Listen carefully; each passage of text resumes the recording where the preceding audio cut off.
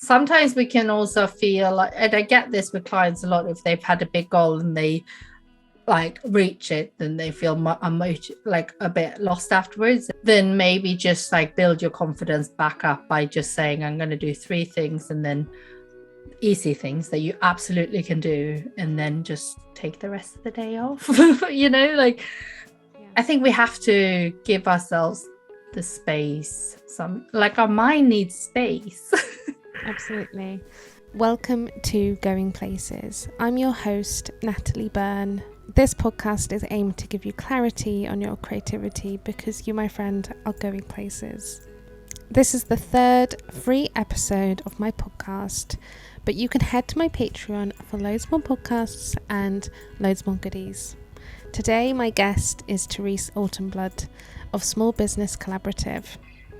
Working in the sales and gift industry since 2008, Therese offers a helping hand to get a wholesale strategy in place and to help you get your range in front of retail buyers to grow your business and your profits. Through courses, mentorship, and her podcast, Let's Talk Shop, and blog, Therese shares her knowledge, insight to help you take your business to the next level. In this episode, we talk about selling as a creative, why being an introvert is a strength, and so much more. Thank you so much for coming onto the podcast today. How are you doing? Thank you. I'm good, thank you. I'm excited. I listened to the first episode during my dog walk this morning, and I really liked it. Although it did make me feel like she was so inspiring that I don't know what I'm going to add to the table, but we'll see. Oh, but you are so inspiring, and that's why I wanted to have you on, because you have inspired me so much, and just bringing more confidence to creative people is just such a beautiful, wonderful thing. And I find your work so inspiring, and I know that you've helped so many people also find their confidence and grow their businesses. So I'm so excited to chat to you, and I think as well, like, everything you share on social media is so helpful for me, and I know it will be so helpful for others. So you're 100% very inspiring. Yeah, but maybe on a different level, You're very inspiring. It's a fact. I wanted to have you onto the podcast. But before we get into some of the questions, I want to first ask you about what was your relationship like with creativity when you were little? Oh, I love this question because, like, I don't think I ever talked about it on anything, business related before. And I think I always been like quite creative. Like, I'm like, what do they call it? Like a jack of all trades. Like, I will give anything a go. Like, whether it was like, art or knitting or whatever it was. I mean, making up little stories and, all those sort of things. I was really creative as a child, but I wouldn't necessarily say that I was particularly brilliant at any of them, but I could do some of it. I had fun doing it, basically. Like, it was more like, I feel like doing something with my hands, I suppose, and create something. And I still like it. I don't make enough time for it. Yeah, absolutely. Me, that's my job. I know that I did a little bit of research, and I know that you studied fashion and textiles after growing up in Sweden, and you moved to Milan to study that. Yeah. What was that experience like? Was it scary? Well, it was and wasn't. Like, I don't know. When I was like 15, my dad was working in Japan for a year. So we all moved to Japan for a year. And I think that kind of really changed, it made me realize, like, actually you can move places. You don't have to live where you grew up. I don't know why that came as a surprise, but I suppose like I'm 40 this year, so that was quite a long time ago. Like, travel wasn't as cheap, like it is today. So it kind of opened my eyes to, like, maybe I don't want to stay in my small little town. Like, I want to see things. And then I did like after, well, what we call high school, I suppose. I went to America for a year as an au pair. And then I came back and I thought I have to get back into university and like be like a proper student, you know? So I thought I wanted to do like something design like. So I like started university and like I want to study technical design, which is basically studying lots of maths and I mean even chemistry. I don't know why. And all these kind of boring subjects that I think always found quite easy, but all of a sudden, like I had to study to do it because like everyone was smarter than me and I didn't like it. And I realized it was not creative at all. So then my mom's colleague's daughter was going to Milan and I was like, that sounds like fun. I didn't even know her. I was like, I'm just going to copy her. So I went to Milan and I didn't know what to think or what it was going to be like, but it is, I mean, studying fashion in Milan is so different from anything that I had experience growing up, you know. It was 2004 I moved there. It was at the end of that like super skinny supermodel, like probably, I mean, there was a lot of drugs, there was a lot of being sexy and super skinny and really weird body images, really. So I think it really, I had a great time, but it wasn't like a life I wanted to continue. Like I knew like quite early on, this is going to be for these 3 years and I'm going to enjoy it.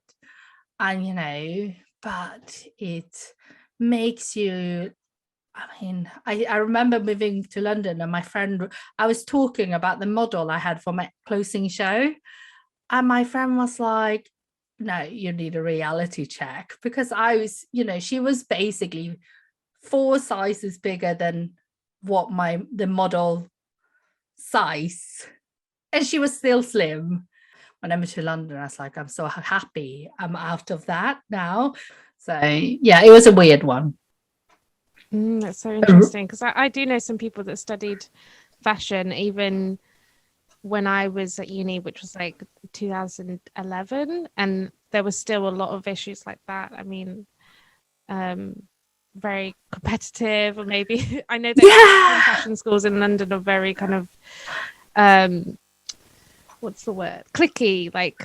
Yeah, there's a lot of that. There's like, I mean, like we were the first week of uni, our class were told like, oh, you can go and get tickets to this fashion show. And everyone that was outside for break were not told about it because there was limited tickets. So it was only the people that happened to be left in the room. And not until they had their tickets and the event was happening did we find out that had happened. I was like, that is so weird. Like, who are these people? And, you know, I found my people, but, you know, it's weird. And then like for those 3 years, you get drilled things into you that is just like not normal. Like when you taught to illustrate a model, she has to be like super tall. Like my models were always told off because they were too big and too short. And like to me, they looked normal in the beginning. But then 3 years of that, your mind just goes a bit weird. Like you start questioning yourself. I enjoyed it, but I'm happy I'm out of that. Sort of thing. But yeah, it's not an environment that I think it wasn't healthy for me, but it was fun for what it was. I mean, it's not a surprise to hear that all those standards kind of are drilled down to even just fashion students.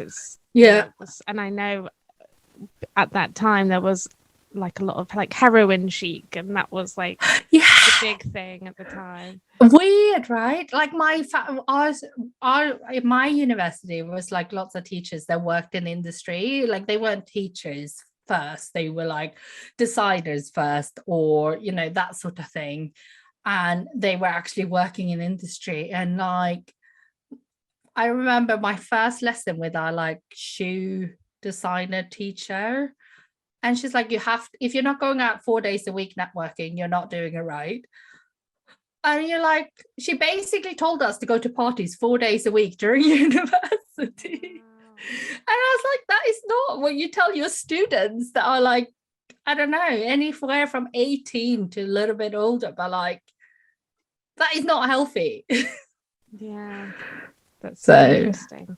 But you're, I know that you, I was listening to you on with Grow with the Soul, which I'll link in the description of this episode, and it's definitely very insightful, and I loved hearing more about your journey. And you talked about how when you were working in sales, and the reason why you started your business is because you were made redundant. I know actually that's a story for a lot of my friends actually that started their business because of redundancy. Could you talk a little bit about what that decision was like?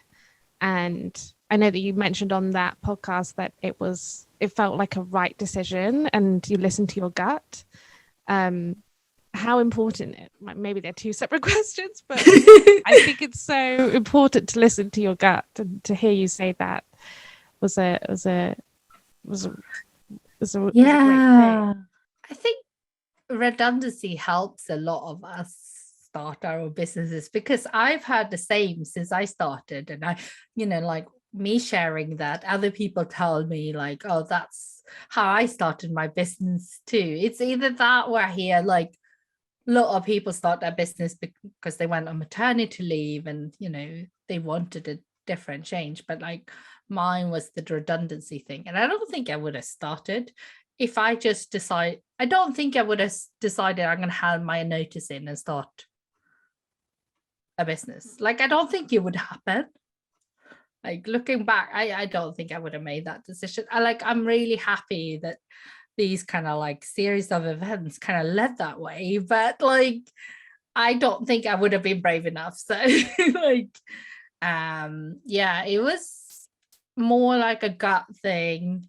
I thought about it for a long time. I talked about starting a business of some sort of consultancy capacity thing for years. And then it just seemed like the right time. Like my, like, I can't remember, but for some reason I had like, I don't remember if my grandma had just passed away or if she just moved into home, but like we got a little bit of money from like her inheritance. It was like enough for cover my salary for like 3 months or something like that. So it made it slightly easier, I suppose. Like I knew I had 3 months and then I had to kind of make enough money to pay my rent. And if you have that pressure, I think a lot of times you just do whatever you can to make it happen. Absolutely. Yeah, I've seen people being like pushed into between, like, what's the saying, like a rock and a hard place, and then something amazing comes out of it. And especially during the pandemic, I've seen and heard about lots of people making decisions that they otherwise probably wouldn't have. Yeah. And so it's really interesting, and it's lovely to hear that something such amazing as your beautiful business come from like a situation that can be quite difficult. You have like 3+ years of experience working in the home and gift industry. I'd love to ask you about the early years and what your experience has been like. Well, I definitely fell into the industry, you know, moving to London, thinking I wanted to study like costume design at RADA, and then realizing I didn't want to do that. And then I thought I better get like a proper job, because you know, like I was like what 25 at that stage. I think like it's like time now in my mind. I don't know. I felt like I lived a lifetime when I lived in Italy, like, and I needed to become a bit more adult. I don't know. So I kind of fell into the industry, and I I applied for like a sales admin role that was a maternity cover, and then I just loved it and I stayed. It was intimidating in a way. Like it was like the whole sales team was female and they were all in their like 20s, early 30s. But it was also really nice. We were like a little family. It was still, independently owned back then. I started and I just asked a lot of questions. Like people teased me about it years later, how many questions I asked. But, it made me learn things and I loved it. It wasn't always that easy, but because I started in the admin role and then I kind of managed my own accounts from the beginning, but it wasn't like I was thrown in like you have to call these people. Like it wasn't like that. It was much more like here's some people you need to take care of. And then I was assisting on some key accounts too. So I was like kind of told what to do, I suppose. So it wasn't that, it was on the deep end, but it wasn't so scary because like if they would have given me a phone and said you have to call all these people, I don't know if I would have stayed. It was a nice learning curve. It was growing really fast. So you got to you could always take on more stuff because the business was growing fast. So yeah, it was a fun business to work in. Well, I think a lot of people, well, maybe I'll just speak about myself, but I always felt like selling felt very much like The Apprentice, like people running into a shop being like, can you take this? And like fighting, and it's like The Apprentice is like running around town trying to yeah, like a game show almost. That or Dragon's Den, right? Like where you have to stand in front of a room of people and like. Why do you think that like selling is quite hard, especially for creative people? I think I don't know if this is the right word, but like it's like almost a bit taboo or like stigmatized. Like, I don't know. I think women find it even harder than men, to be quite honest, because we're always told not to take up space and ask for what we want. Like it's almost like ugly for us to do that. It isn't, but like in the back of our head, no matter how much we try to train ourselves to not think that way, sometimes we think that way. And I think movies and TV and, doesn't help that. You think that, of course, there are roles that are very salesy, but our industry is not like that. It's like removing, like differentiate between sales in maybe advertisement or something or recruitment is quite hard selling too, right? But like to what we do, it's a different type of selling. I think we have to stop thinking that selling is something we do to people, like as in like you have to buy this. But it's something we do for them, as in like, I made this to share with you that could make you money. If you want to wholesale, for example, or with your art, right? You like put all yourself into it, and like actually it's a privilege for the buyer to like be able to share that part. We have to twist it. I think it's not like we're not forcing anyone, like not in our industry, we're not forcing anyone to buy our products. Either they like it or they don't, and that's okay. Someone else will like it. So I think it's all about like reframing it so that you're like helping people instead of like forcing people. If I know it's going to work for them, I can be persistent easily because I know that whatever I'm selling is going to make them money. And if they make money, then the business I worked for made money, and then everyone's happy. But if they take something from me that doesn't work for them, they're not going to trust me anymore. So it's no point of doing that. Yeah. Yeah, I think it's so funny that that it's just, it's so ingrained, isn't it? And it's especially like here in England, it's like to even be proud and shout. Yeah. Like something. I mean, it's so much easier in America, for example, where you're allowed to take up a little bit more space. Here we're supposed to be so lovely, and we sugarcoat basically everything. Like, and also, if you're a man listening to this, I'm not saying that you can't find it tricky to sell. It's just, you know, I work with a lot of women. I work with some men, but the men I work with come to me often for a different reason than the women.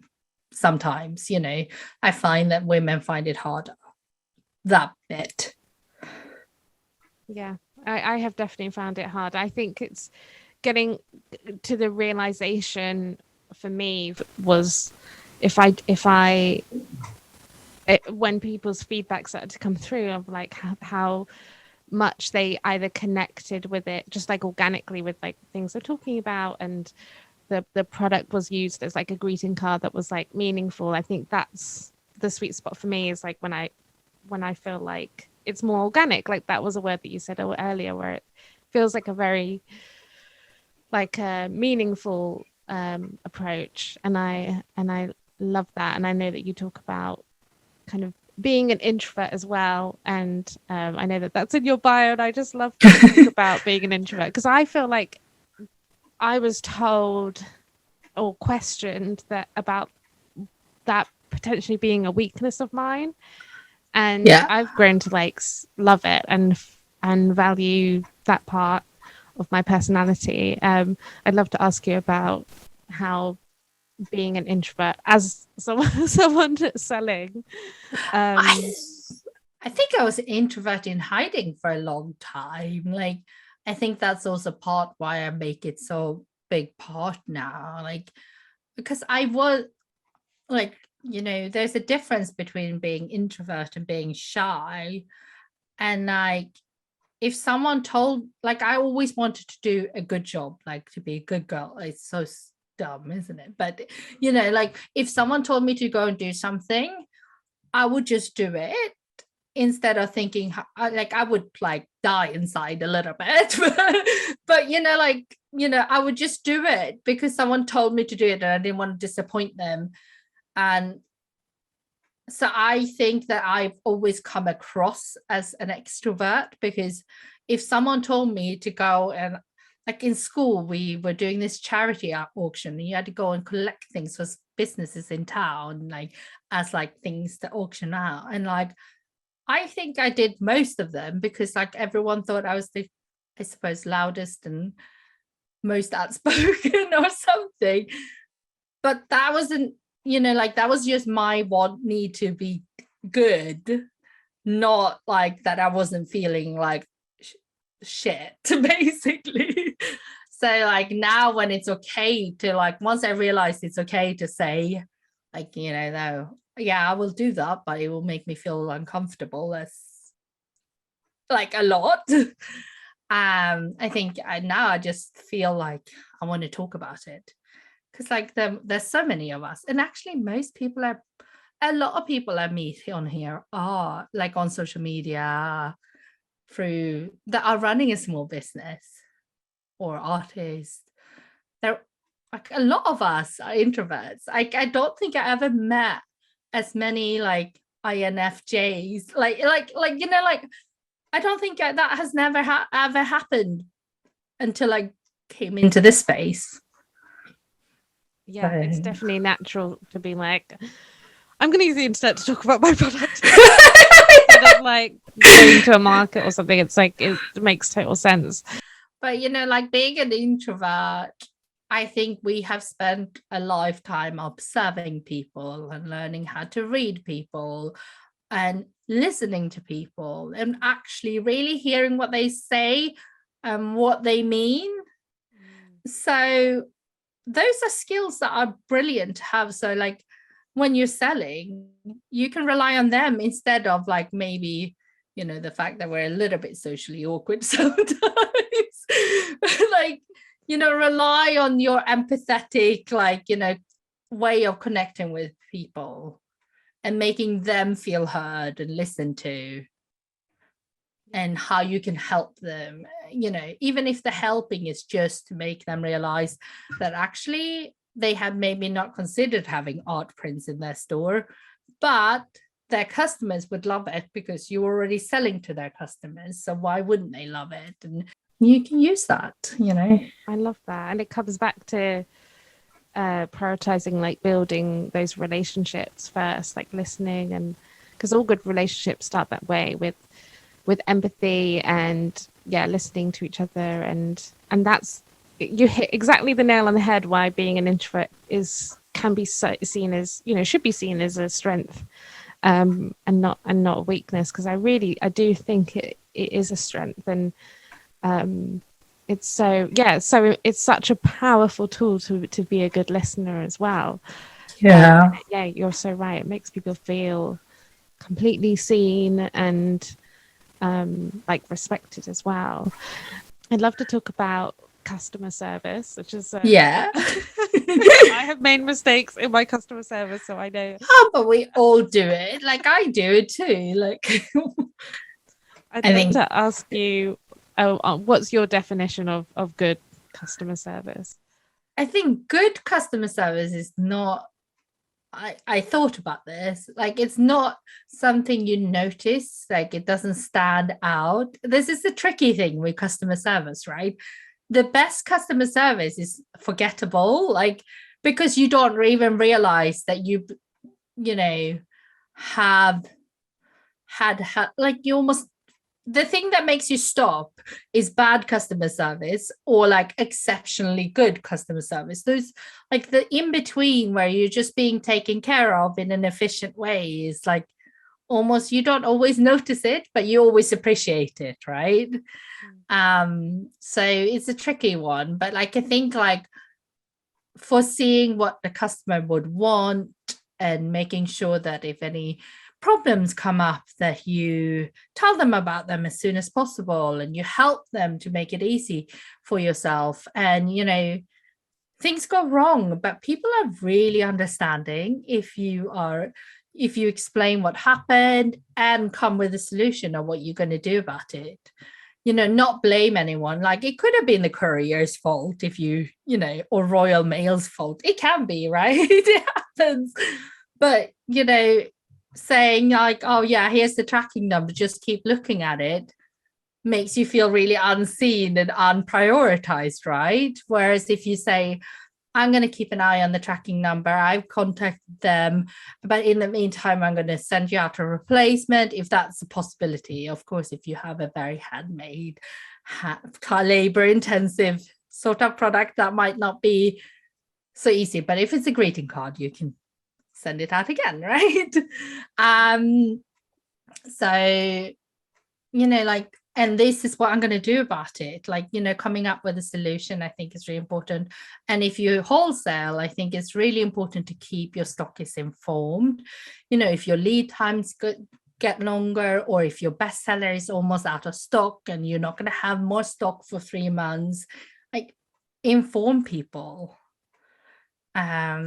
about what's happening, and then I think they're a lot happier. Several buyers have said to me, and like quite big buyers, and they've said like, my favorite stock like brands to work with are the ones that don't ever give me problems, and if they happens to go wrong, that they come up with a solution really quickly. Like the ones I talk to every day, like, is basically often bad suppliers. So I love what you said about communication as well. I think that's something I have learned to be better at with clients and with customers, and it's definitely a thing. I think again, it's so important, but often people aren't taught. I know, no, but we're not taught these things, and we're just supposed to know it. And that maybe like it's a bit naivety too when we start our businesses, that we think, we think a lot about the product, like every little tiniest detail probably, and we think about the website and like all the things we have to do, but we forget about the people we're going to be dealing with. So like, but they're like really important. And if you prioritize them instead, and then all the other things, you can learn a lot from it too, I suppose. I mean, yeah, it's a tricky one for sure, but it's also something every business struggle with, even like the biggest companies. So I think you're probably doing absolutely fine with it. It's so funny as well, because I feel like everyone always complains about bad customer service. Like if you go into a shop and the customer service is bad, everyone always usually will complain. But when the customer service is good in restaurants or out and about, I know that my friend mentioned that once, like he always likes to tell managers when their staff workers have been really friendly or really helpful, because more often than not, people don't like speak up or say when something's positive, but they usually speak up when something is negative. But I love that you said that about that companies love people that don't give them problems. Yeah. It's a really important thing to think about. Yeah, maybe we also need to like all like, you know, we want that feedback from our customers. Like maybe we need to think about like, I am not the best on this, but you know, like giving the positive feedback, like your friend said, like, yeah. But yeah, us taking the time to fill out the feedback when we've had a good experience, maybe that like will encourage other people to do the same for us. Like karma, I suppose. Yeah, absolutely. And I'm trying to be better at also like patting myself on the back as well, like as a small business owner, and being, because wearing all the hats, one of my advice I got told was, you also, if you're going to do everything by being the boss, you also have to be the person that says well done and congratulations and you did a good job. Yeah. I'm learning that. Yeah, like instead of like going through our to-do list at the end of the day and like moving things that we didn't actually achieve, because we all, well, at least I do that. But like, you know, like what if we instead like write down like things that we did achieve, you know, like, and like acknowledge the things we did do. I think we do a lot of things that we don't give ourselves credit for. Oh yeah, absolutely. I'm trying to be better at that for sure. And I've been creating like a done list. So at the end, I of love that. I've completed, so I can be like, I did things. Because sometimes I look at because I'm so over. What I just put too much on my to-do list, and I'm like, I will get all this done. And obviously, I'm just too. How do you say, like too? Like I forget how long things take, and so I'm quite bad at like being like, oh, I didn't finish my to-do list. But yeah, I've been trying to get better at looking at everything I've done and at the end of the week and being like, no, I did things, that I did actually do things. But that's really good. Maybe you should also write down how long they took you. So that next time they go on your to-do list, or like, you know, like, like, or at least if it surprises you how long they take. Yeah, because that's like a really good tip. I think I do that for client work, but not like social media or things like anything else. I'm definitely going to do that. That's a good tip. Like I think it's going to take me half an hour to write a newsletter, but it never takes me less than an hour. Like, but in my head, I'm still like, I can do that in half an hour. I'm like, I could do this in 5 minutes. One time it took me 5 minutes, and then I'll just. And sometimes on different days things take me longer. Oh, funny. But I know that you are so passionate about helping people and creatives and small businesses like make money, and I'm passionate about that too, and to help others. I would love to ask you when that passion for helping other people make money started. But I think the helping others has always been there. But like the money thing really came when I started my business. It was just kind of additive. Like I started my business because I really wanted to help people, because I was talking to all these creatives that I thought had brilliant products at trade shows, and then never saw them again because, they had not done their homework perhaps before. And I was thinking, well, that must mean that information is not accessible to them. And I was like always helping people like at trade shows when they, when I was working for different companies and talking to them. And I really enjoyed that. And I thought, maybe I can naively, I did not check how many like business coaches and mentors and consultants there are out there before I started, which is probably a good thing. I would never started. But like I thought like maybe I can help them figure it out so they don't waste $3,000 at a trade show. Like that was literally like how it started. And then like once I started, I realized like how little people talked about money. It's all like, you have two sides of it. You have the people that says you can make 6 figures in 3 months by doing it, and it's super easy. You just have to do 2 hours work a day. And then you have like the other extreme, and we don't talk about money. Like, again, I think it's a female thing that we are so scared of talking about money. And I mean, hopefully that changes as more of us talk about money, but I suppose we have that responsibility to actually talk about it then, to make that change. So I don't know, like it just made me think, I think all those like weird kind of like make this much money in a short amount of time made me kind of realize that's who I don't want to be, but I still want to talk about money because like no one's talking sensibly about, not enough people. There's some great people, but like not enough people are talking about money in like an actual kind of sustainable way, like to build whatever business you want to build.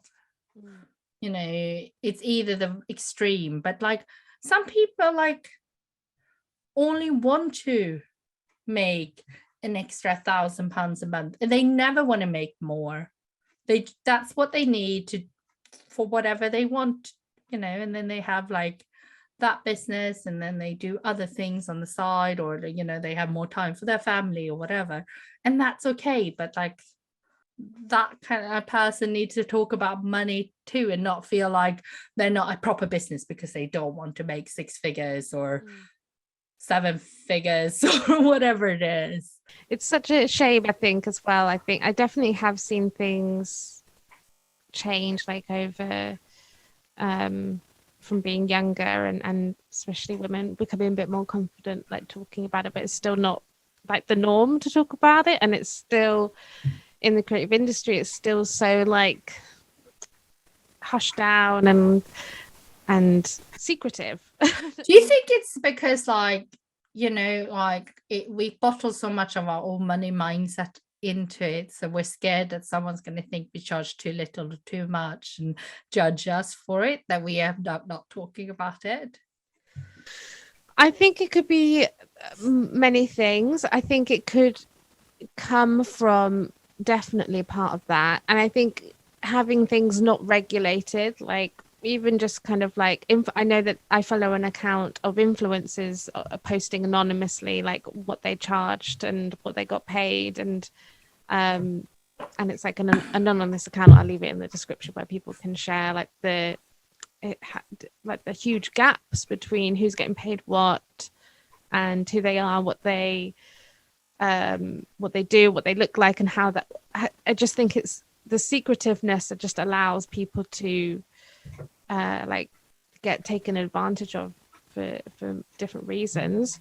And I think that because it's not regulated, like if you're an illustrator working this many years, this is a website on the government website that you can see that it's the exact number of what you should charge. I think it's quite it's really difficult. And when I started, I had the AOI, which is the Illustration Association, where you pay for a membership. And I would get a client and I could call the AOI up and say, how much should I charge for this job? And they would tell me the exact number. But they've amazing service away. just before the pandemic. I think it was like a year, where I don't know what happened, but they weren't. I think they had some legal difficulties. I think I heard that, but they couldn't do that service anymore, and so I think it's just kind of like made me want to speak more openly about money and share what I know. And at least when I started, I had some sort of fees to look back on so that I know what to charge moving forward. But I think it's sad that, yeah, there's not more kind of open rules between that, because in graphic design, you can just Google, okay, full-time graphic design role, average salary or something, would be paid this much if they're in the city or in the countryside. So I think that's the scary thing, is that there's like no rules. Like there's no benchmarks. It's the same for what I do. Like, it's just like none of it. You have to kind of learn as you go. And like, that is so hard. Because if you're not feeling confident and you're like, I have a lot of people that come to me for help with their pricing, right? And it's difficult, because if they want to wholesale, they have to charge X, and it's not because they're being greedy. Like, otherwise they won't make money. Like, and we all have to be paid, and we all deserve to be paid. And like, it's just so difficult. And you say, oh, you have to put your prices up to this, but because that sounds really expensive to them, and why would someone want to pay that for their design? Like, it's a real mind. Your own insecurities get like pushed to the service, it sounds like, especially with other people. Yeah, and your own like hookups of money. And when you start a business, like, some people maybe do have money, but like, most of us don't have a lot of money when we start. So our money mindset might not be the best when we start our businesses. For one reason or another. And like, no one. But that doesn't mean that if you want to have like your business for a long time, you still have to get to a point where you charge what you need to charge to make that happen. And it's such a it's a minefield for your mind, I think. Yeah, absolutely. And I know the hardest thing to tell people just trying to figure all that stuff out is unfortunately the factor with what I do, is that if people are undercharging themselves, then it brings this whole like average of the industry down, and it hurts other artists, because companies could be like, well, I paid someone to do it for this much, and that's a real big pressure when you're starting out, to be like, I don't want to. And you need the money too, right? Yeah. So you want to charge enough to not do that, but you also need the money. So you're kind of willing to do it for very little to build your portfolio. And like, those companies, they know that. They do. They definitely do. And like, some of them don't, but like, some of them will obviously take advantage of it. Yeah. I remember when I was starting out, some of the people that got in touch with me asking me to do things unpaid or for very little was wild. And I don't get any of that now. And I guess it just happens that when you've built something, I guess people don't. It's a sad thing to know that when you're starting out, you're more likely to be people try and take advantage of that. It's the same with wholesales. I'm sad to say, but also when you start approaching shops, I feel like it's a little bit the same, because like, I see so many retailers, and I understand why they want to buy on sale return. I get it.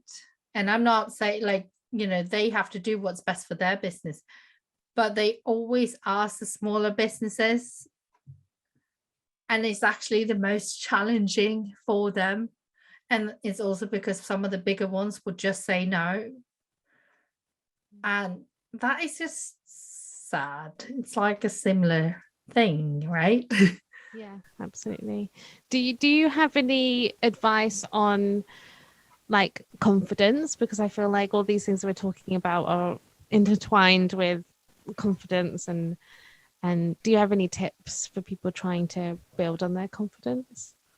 Like all these little actions that, start with the things that you do know. Like, for example, if you want to be an illustrator and you want to be paid to be an illustrator, just start sharing, because that's what you're most comfortable with, right? Just starting to share your process and stuff, and then you will get compliments. Most people are nice when you start out, I think. I mean, it's really scary to do, but I think little things and breaking things down into steps so they don't feel so overwhelming, and recognizing and celebrating when you've done them, I think is really important. So if you want to start wholesale, for example, I think like breaking it down to steps rather than saying I'm gonna go to A to B, like as in like not doing it, to like being stocked in 10 stores, like that's too big of a goal almost for your, because it feels so it can feel unattainable. But if you say, well, this week I'm going to do like my wholesale catalog or whatever, and that's the goal, and then when you've done that, celebrate it, I think that's confidence building. Yeah, absolutely. And that's what your course as well is so great for. It really breaks things down, and it helped me because I felt so overwhelmed by all of it, the idea of it. And I was recommended your course by a friend of mine, and you're so great at breaking those little steps down. And yeah, definitely I feel very overwhelmed sometimes by things, but that's been my trick, to try and take it down to like the smallest step, and like, okay, I'm just gonna do one drawing and then go from there. And then this podcast is called Going Places, and it's for aspiring creatives. Do you have any advice that you would give people struggling to make their creative dreams and small businesses a reality? Asking questions like is going to get you so much more than Googling things and reading blog after blog and downloading freebie after freebie. I know I have them. Like, I'm not, it is a good way to build your newsletter list.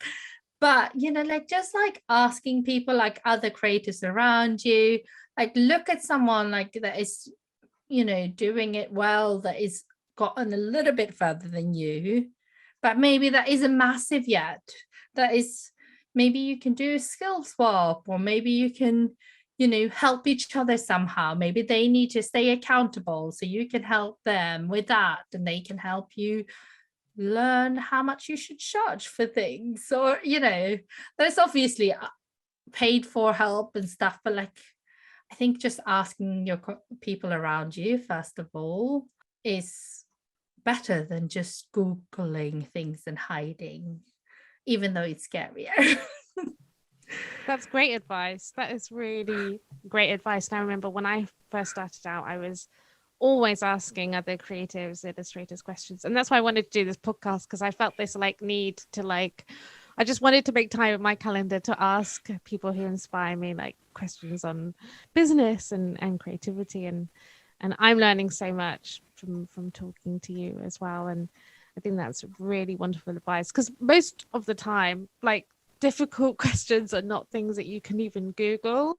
And do you even know what to Google? Like, yeah. like, I mean, like, there's loads of great content out there. Like, there is, but like taking it one step further and just asking your peers or like people in the industry, it goes a long way. Like, I get questions like daily about things, and if it's something that I think actually this is needing more work, then I will tell them how they can work with me. But if it's something that is like just a simple, like more generic question that I don't need to know about, some questions you have to know about their business to be able to responsibly answer. But some things, like if it's just like, like, I don't know, I can't come up with anything. But if it's something generic, like I'm sure most people would just answer. What was at the heart of this, doing these podcast episodes, was that I felt stuck. I felt a bit like meh. That's Yeah. what I would type put in Google. I feel meh. Yeah, that's so true. And like things are so, and it listening, because everyone does things so differently. That everyone Yeah. runs their own businesses so differently and has like different mindsets and different things that inspire them and have motivated them. So just listening to different people is really great, because you're going to learn how to do it your own little way anyway. Yeah. And yeah, I'd love to. I've put this question in because at the moment I'm really struggling with motivation on my admin, and I just kind of wanted to talk about that because yeah, do you have any advice on someone who is feeling a bit unmotivated by admin? Because that's my greatest weakness. I think it happens to all of us, but like, actually, I mean, it depends on how established you are, right?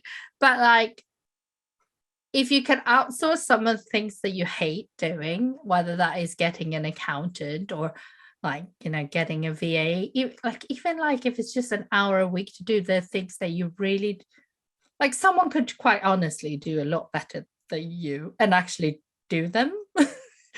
Then that's a good start. But if that's not a possibility, I think like I really have to do my most boring tasks first, or my most uncomfortable things first. And this is something we talk about in like my sales program a lot, like, dedicate an hour to your sales before you start that new design, for example. Because like, if you start a new design, you're never going to go back to doing the thing you didn't want to do in the first place. So I think you just have to do it fast, and then maybe don't schedule too many of the things you don't want to do in one day. I mean, this is different to people, right? I have clients that wants to do all the things they're uncomfortable with in one block one day, and then all the rest of the week is like free to do whatever fun things they want to do.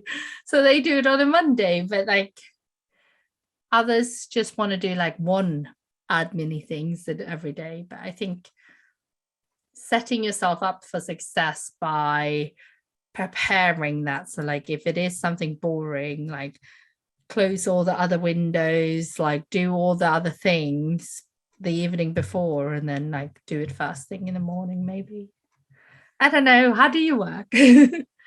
I will bounce between all the different ways. Like I used to do everything on a Wednesday because I thought, oh, it's middle of the week, shake things up. Yeah. And I just haven't been doing that. And then I at one point I did do all my difficult kind of things I would procrastinate on first thing in the morning. And then I moved it to the afternoon at some point because I felt like I was most creative in the mornings. And now I haven't been doing anything for a while, but I have an accountant who's been very, very helpful. Oh, that's good. So those things that you're doing, could you get like, are they things you have to do? Yeah, I suppose I could get someone to help me and do some. It's just invoices. I have like a pile of invoices I need to. You could definitely get a VA to do that. I mean, like, if you're not going to do, like, it depends on how awful you think it is, I suppose. But like if it's not something that is going to get done, it's better, that you build it into your pricing and like just get someone else to do it. Yeah, it's like the pressure, because when I had my account, it was constantly like, even though my accounts don't take much work, it was like, oh, don't forget, like all the time going on in my head. So yeah, it's absolutely true, and it would just free up my mind with more space to do creative things. Yeah, I'd love but that is your strength, like the admin is probably not it. Like, so at one stage, I know this might not be helpful if you're just starting out, because unfortunately when you just start out, you can't outsource. Like, it's expensive. to outsource when you first start out, so maybe not so helpful for them, but if you're just starting out. But at one stage you have to realize what is more valuable in my time. I mean, if you charge, I presume you charge a lot more per hour designing than you do what a VA would charge you to set up an invoice. Okay, that's something I'm going to do it. Okay, amazing. I'd love to ask you two quick fire questions as we're running up. I don't want to take up too much of your time, but what are your best tips for unmotivational days? Okay, that wasn't very good. Those days that you feel like unmotivated, what's your best tip? I think just taking a break. Like if I feel like super unmotivated, I mean, I will never feel like that when I have a client call. So that's lucky me, because like I couldn't necessarily move them very easily. But if you feeling, I think just change your environment. Like sometimes we can also feel like, and I get this with clients a lot, if they've had a big goal and they like reach it, then they feel like a bit lost afterwards. And I felt like that when I got my house. Then maybe just like build your confidence back up by just saying, I'm going to do 3 things, and then easy things that you absolutely can do, and then just take the rest of the day off. Like I think we have to give ourselves the space. Like our mind needs space. Absolutely. Yeah, I've been feeling that way when I hit a dream client. Like recently I've been like, after I finished it, meh, I guess. Yeah, like like what now? Like a little bit like, what is my goal now? Like what am I doing in this, but just getting outside, maybe setting up, like if it goes on for a bit, like I started co-working with a friend once a week. And I know if I leave all my really boring stuff to that 2 hours, and then I tell her I have to do them, I will do them. And, we just go to a cafe and we sit with our laptops and we set a timer for 1 hour. We tell each other what we're going to do. We do it, then we take a break, check in, and then 1 more hour. It's very simple. It costs a coffee, but I get all my boring stuff done. And it's that accountability person that can hold you accountable, which is very helpful. Yeah. As is, I don't want to say to her, because I want to be good, that I didn't do it. I will just do it. So maybe that's something you could try too, like, like co-work with someone, because I'm sure you have a business friend that feels exactly the same way.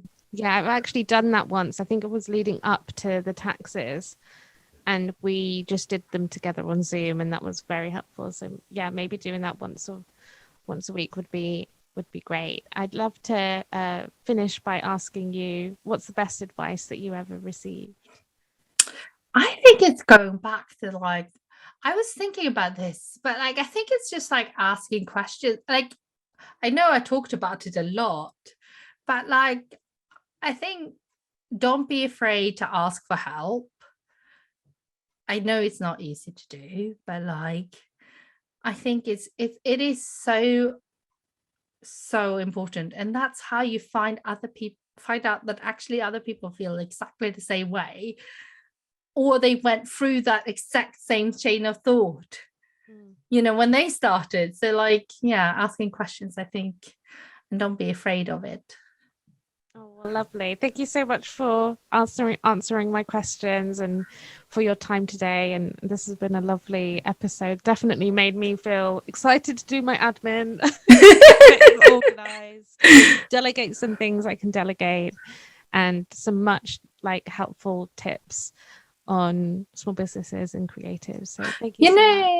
Yeah, thank you so much. I really enjoyed chatting, and it's lovely. Thank you. Oh, thank you. Well, where can we find you online and on socials and things like that?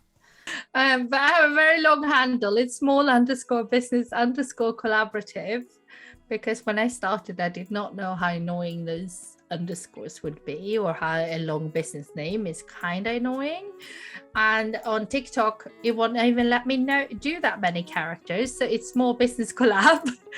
And my website is smallbusinesscollaborative.co.uk. Thank you for listening to the episode, and thank you to my Patreons. For more podcast episodes, you can head to my Patreon, patreon.com/Natalie Byrne. That's NATALIEBYRNE.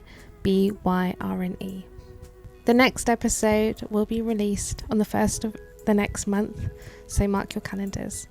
See you then.